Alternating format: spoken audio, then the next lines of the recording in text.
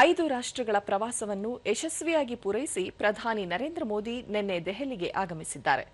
ತಮ್ಮ ಪ್ರವಾಸದ ಅವಧಿಯಲ್ಲಿ ಪ್ರಧಾನಿ ಯುಎಇ, ನೆದರ್ಲ್ಯಾಂಡ್, ಸ್ವೀಡನ್, ನಾರ್ವೆ ಮತ್ತು ಇಟಲಿ ದೇಶಗಳಿಗೆ ಭೇಟಿ ನೀಡಿ ಅಲ್ಲಿನ ಸಹವರ್ತಿಗಳು ಹಾಗೂ ಪ್ರಮುಖರೊಂದಿಗೆ ಮಹತ್ವದ ಸಭೆಗಳನ್ನು ನಡೆಸಿ ಡಿಜಿಟಲ್ ತಂತ್ರಜ್ಞಾನ, ಹಸಿರು ಇಂಧನ, ಇಂಧನ ಭದ್ರತೆ ಹಾಗೂ ಜಾಗತಿಕ ಆರ್ಥಿಕತೆಗೆ ಸಂಬಂಧಿಸಿದ ಮಹತ್ವದ ವಿಚಾರಗಳ ಕುರಿತು ಚರ್ಚೆಗಳನ್ನು ನಡೆಸಿದರು. ತಮ್ಮ ಪ್ರವಾಸದ ಕೊನೆಯ ಚರಣದಲ್ಲಿ ನಿನ್ನೆ ಇಟಲಿ ತಲುಪಿದ ಪ್ರಧಾನಿ ನರೇಂದ್ರ ಮೋದಿ ಅವರಿಗೆ ಇಟಲಿ ಸೇನಾಪಡೆಯ ಸಾಂಪ್ರದಾಯಿಕ ಗೌರವ ರಕ್ಷೆ ನೀಡಲಾಯಿತು. ಬಳಿಕ ಪ್ರಧಾನಿ ನರೇಂದ್ರ ಮೋದಿ ಅಲ್ಲಿನ ಪ್ರಧಾನಿ ಜಾರ್ಜಿಯಾ ಮೆಲೋನಿ ಅವರೊಂದಿಗೆ ಉನ್ನತ ನಿಯೋಗ ಮಟ್ಟದ ಮಾತುಕತೆ ನಡೆಸಿದರು. ಈ ವೇಳೆ ವಿದೇಶಾಂಗ ಸಚಿವ ಡಾ ಎಸ್ ಜೈಶಂಕರ್ ಹಾಗೂ ಇಟಲಿಯ ಹಿರಿಯ ನಾಯಕರು ಪಾಲ್ಗೊಂಡಿದ್ದರು. ಸಭೆಯಲ್ಲಿ ದ್ವಿಪಕ್ಷೀಯ ವ್ಯಾಪಾರ ಮತ್ತು ಹೂಡಿಕೆ, ರಕ್ಷಣಾ ಕೈಗಾರಿಕಾ ಪಾಲುದಾರಿಕೆ, ಬಂದರು ಸುರಕ್ಷತೆ, ಶುದ್ಧ ಇಂಧನ, ಸಹಕಾರ ಮತ್ತು ತಂತ್ರಜ್ಞಾನ ಸಹಯೋಗಕ್ಕೆ ಸಂಬಂಧಿಸಿದ ಚರ್ಚೆಗಳು ನಡೆದವು. ಭಾರತ ಮತ್ತು ಇಟಲಿ ನಡುವೆ ದೀರ್ಘಕಾಲೀನ ಉತ್ತಮ ಬಾಂಧವ್ಯ ಏರ್ಪಟ್ಟಿದ್ದು, ಹಲವು ಕ್ಷೇತ್ರಗಳಲ್ಲಿನ ಬಲವಾದ ಪಾಲುದಾರಿಕೆಯನ್ನು ಮತ್ತಷ್ಟು ವಿಸ್ತರಿಸುವ ಕುರಿತಂತೆ ಮಹತ್ವದ ಮಾತುಕತೆ ನಡೆಯಿತು.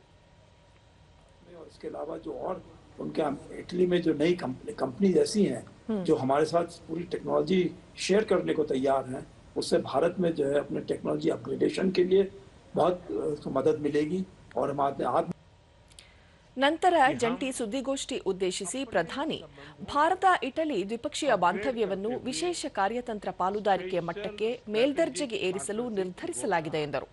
2025-2029 ಅವಧಿಯ ಭಾರತ ಇಟಲಿ ಜಂಟಿ ಕಾರ್ಯತಂತ್ರ ಕ್ರಿಯಾ ಯೋಜನೆಯಡಿ ಬಾಂಧವ್ಯ ಬಲವರ್ಧನೆ ಕುರಿತು ವಾಸ್ತವಿಕ ಮತ್ತು ಭವಿಷ್ಯದ ಕಾರ್ಯತಂತ್ರ ರೂಪಿಸಲಾಗಿದೆ.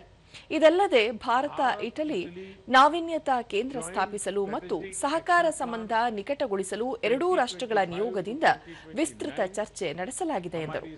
ರಕ್ಷಣಾ ವಲಯದಲ್ಲಿ ಭಾರತ ಇಟಲಿ ರಕ್ಷಣಾ ಕೈಗಾರಿಕಾ ಒಡಂಬಡಿಕೆ ಮೂಲಕ ಸಹ ಅಭಿವೃದ್ಧಿ, ಸಹ ಉತ್ಪಾದನೆಗೆ ಅವಕಾಶ ಕಲ್ಪಿಸಲಾಗಿದೆ.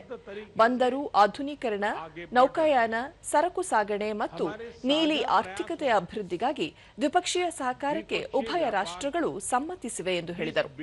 ಉತ್ಪಾದನೆಯಲ್ಲಿ ಅತ್ಯಾಧುನಿಕ ವಿನ್ಯಾಸ ಮತ್ತು ನಿಖರತೆಗೆ ಇಟಲಿ ಜಾಗತಿಕವಾಗಿ ಪ್ರಸಿದ್ಧಿಯಾಗಿದ್ದು, ಪ್ರತಿಭೆ, ನಾವೀನ್ಯತೆ ಮತ್ತು ಕಡಿಮೆ ವೆಚ್ಚದಲ್ಲಿ ಹೆಚ್ಚು ಉತ್ಪಾದನೆಗೆ ಭಾರತ ಹೆಸರಾಗಿದೆ. ಈ ನಿಟ್ಟಿನಲ್ಲಿ ಭಾರತ ಇಟಲಿಯಲ್ಲಿ ವಿನ್ಯಾಸ ಅಭಿವೃದ್ಧಿ ಮಾಡಿ ಜಗತ್ತಿಗೆ ಕೊಡುಗೆ ನೀಡುವ ನೀತಿ ಅನುಸರಿಸಲು ಒಪ್ಪಂದ ಏರ್ಪಟ್ಟಿದೆ ಎಂದರು. भारत की पहचान स्केल, टैलेंट और एफोर्डेबल इनोवेशन के पावर हाउस की है. इसलिए हम design and develop in India and Italy and deliver for the world के सिद्धांत पर आगे बढ़ेंगे. हमने अपनी विन विन साझेदारी को तीसरे देशों तक ले जाने पर भी चर्चा की. इस दिशा में आगे बढ़ते हुए ठोस प्रोजेक्ट्स पर काम करने के लिए सहमत हुए.